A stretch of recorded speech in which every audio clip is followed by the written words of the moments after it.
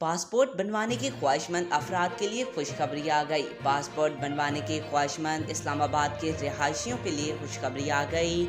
वजारत दाखिला की जानिब से जदीद रीजनल पासपोर्ट ऑफिस में ऑपरेशंस का आगाज़ कर दिया गया।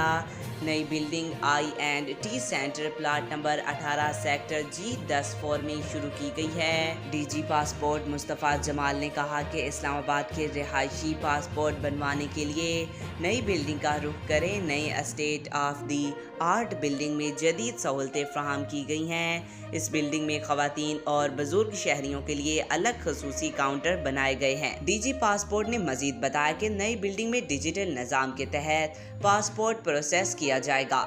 नए पासपोर्ट ऑफिस में शहरियों को कतार में लगने की जरूरत नहीं होगी। इजाफी स्टाफ की तैनाती से मसाइल मौके पर हल किए जाएंगे। आज तक के लिए इतना ही। मजीद ऐसी मालूमाती वीडियो देखने के लिए हमारे चैनल को सब्सक्राइब करें।